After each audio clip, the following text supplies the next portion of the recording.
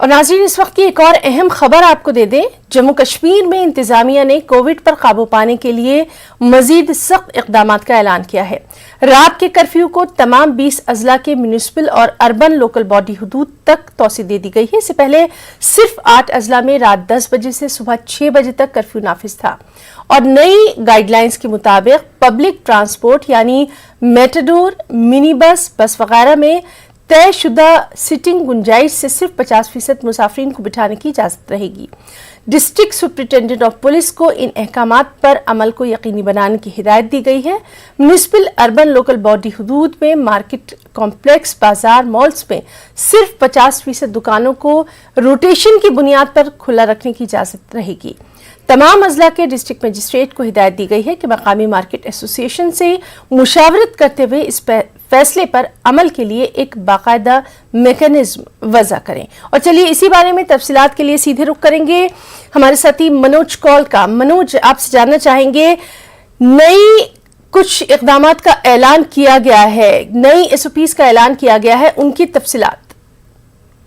हाँ, देखें हिना के जिस तरह से जम्मू कश्मीर में भी कोरोना के जो इन्फेक्शन है उसमें इजाफा देखने को मिला है। कल भी हमने देखा कि 1500 से जायद जो केस हैं, पॉजिटिव केस जम्मू कश्मीर में पाए गए थे और इसके चलते लेफ्टिनेंट गवर्नर ने आज एक ट्वीट करके जो जानकारी दी कि जो बाजार होंगे, बाजारों में रोटेशन की बुनियाद पर 50% जो दुकानें हैं वो खोली जाएगी। यानी अगर आज एक दुकान खुलती है तो कल वो दुकान बंद रहेगी और उससे उन्हें लगता है कि जो बाजारों में जो भीड़ है खरीदारों की, उस पर काबू पाया जा सकता है। और साथ ही जो नाइट कर्फ्यू है, नाइट कर्फ्यू को पूरी जितने भी बल्दियाती इदारे हैं उनके तहत जो आने वाले इलाके हैं वहां पर भी नाइट कर्फ्यू लागू कर दिया गया है, नाफिज रहेगा।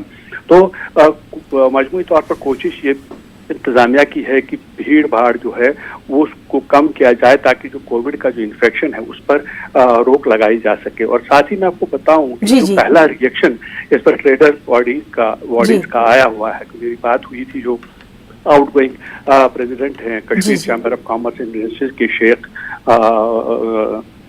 आशिक से बात हुई थी, तो उनका ये कहना था कि जिस तरह से ये एक ऐलान किया गया है तो वो इससे ज्यादा मुत्तफिक नहीं है। उनका ये कहना था कि एक स्मार्ट लॉकडाउन की जरूरत है। तो जब मैंने उनसे पूछा था कि आखिर वो स्मार्ट लॉकडाउन से क्या उनके मानी है, वो क्या चाहते हैं, तो उनका ये कहना था कि जो भीड़ भाड़ वाले इलाके हैं, जो भीड़ भाड़ वाले जो बाजार है जहाँ ज्यादा भीड़ रहती है वहां पर लॉकडाउन लगाने की जरूरत है। जैसे श्रीनगर में संडे मार्केट लगता है उसको बंद किया जाए, या फिर अगर कहीं पर ज्यादा, हालांकि कश्मीर वैली के अंदर इतने ज्यादा मॉल्स नहीं है, अगर मॉल्स में ज्यादा भीड़ होती है तो वहां पर पाबंदी लगाई जाए। क्योंकि उनका ये मानना है कि जिस तरह से हमने देखा कि कश्मीर वैली के अंदर खासतौर पर जो दुकानदारों को नुकसान हुआ है तो उस नुकसान की भरपाई कहीं न कहीं करने की जरूरत है।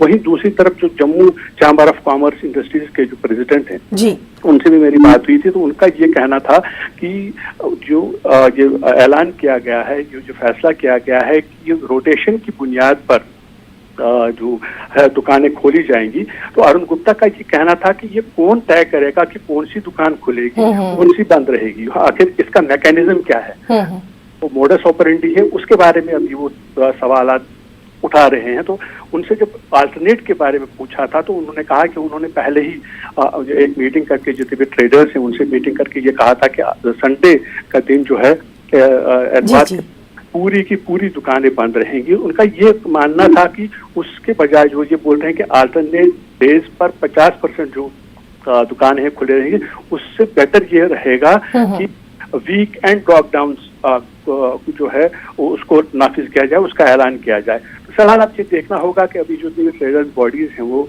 एडमिनिस्ट्रेशन के साथ बात कर रही हैं और वो ये कोई ना कोई ऐसा रास्ता। जी मनोज, तो बहरहाल कवायद सिर्फ एक ही है कि कोरोना से बचा जाए और जान ज्यादा कीमती है और साथ ही साथ जिंदगी को भी आगे चलाना है। मनोज, जिस तरह से एक और बात सामने आ रही है कि पब्लिक ट्रांसपोर्ट पे भी खासी एहतियात बरती जा रही है और इसमें भी कोरोना के एसओपीज का खास ख्याल रखा जाएगा। ना, जो पब्लिक ट्रांसपोर्ट के बारे में ये बताया गया है कि जो सीटिंग कैपेसिटी होगी, अगर एक मिनी बस के अंदर कैपेसिटी है 30 मुसाफिरों की, तो उसमें 15 मुसाफिर सफर कर सकते हैं। लेकिन उस पर जो इफेक्टिवनेस है वो देखने वाली बड़ी बात होगी, क्योंकि हमने पहले भी देखा, पिछले साल भी जब लॉकडाउन हुआ था और उसके बाद जब ट्रांसपोर्ट को खोल दिया गया था, तो उस वक्त ये बातें हुई थी कि 50% मुसाफिर ही पब्लिक ट्रांसपोर्ट में सफर कर सकते हैं, लेकिन कई जगह पर ऐसा देखा गया कि वो जो गाइडलाइंस थी उनको पूरी तरह से जो है इम्प्लीमेंट नहीं किया गया था। हालांकि अब जो एलजी इंतजामिया ने ये कहा कि जो सुपरिटेंडेंट ऑफ पुलिस हैं, जो एसपीज हैं, वो इसको एनफोर्स करेंगे। अब ये देखने वाली बात होगी कि वो किस हद तक कामयाब होंगे। हालांकि ये जिस तरह से मरीजों की तादाद बढ़ रही है, इन्फेक्शन की तादाद बढ़ रही है, ऐसे में इस तरह के इक़दाम जरूरी है, लेकिन ये भी देखना होगा कि जो ऐलानात होते हैं या जो जिस तरह के SOPs का ऐलान किया जाता है उनको इम्प्लीमेंट करने वाली जो जी मनोज इसी बात को आगे बढ़ाएंगे और आपसे ये जानना चाहेंगे, क्या लोगों में बेदारी आप वहां पर देख रहे हैं? क्या लोगों में कोरोना का खौफ दिखाई दे रहा है? क्या लोग एहतियात बरत रहे हैं? क्योंकि बहरहाल तमाम तर कवायद सिर्फ लोगों को कोरोना से बचाने के लिए की जा रही है। बिल्कुल ही ना, हमने देखा कि अब पिछले साल में हमने जब देखा था, जब कोरोना जब शुरुआत हुई थी मार्च के मार्च का महीना इख्तिताम को आया था और उस वक्त जो है केसेस आना शुरू हो गए थे, लेकिन जो केसेस की तादाद थी वो इस बार से कम थी। इस बार जो इन्फेक्शन की तादाद है, जो हमने एक स्टोरी भी फाइल की थी जिसमें ये कहा गया था कि 4 गुना ज्यादा इन्फेक्शन हैं और उसके चलते लोगों में काफी खौफ भी है। और हमने देखा कि पिछले साल के मुकाबले में इस बार लोग काफी जो है एहतियात बरत रहे हैं। खास तौर पे जो मार्केट प्लेसेस हैं वहां पर मास्क का इस्तेमाल पिछली दफा से इस बार ज्यादा हो रहा है। जी मनोज कौल, बहुत बहुत शुक्रिया आपका अदा करना चाहेंगे तमाम तर तफसीली जानकारी के लिए। आप खुद भी अपना वहाँ पर बहुत ख्याल रखिए। तो नाज़रीन, ये थे हमारे साथ हमारे एडिटर मनोज कौल, जो कि तमाम तर तफसीलात दे रहे थे कि किस तरह से वहाँ पर नई SOPs का निफाज किया गया है। साथ ही साथ कोरोना के बढ़ते कहर को देखकर मनोज ने बहुत एक खुशाइन बात बताई कि लोगों में अभी वहाँ पर बेदारी देखी जा रही है।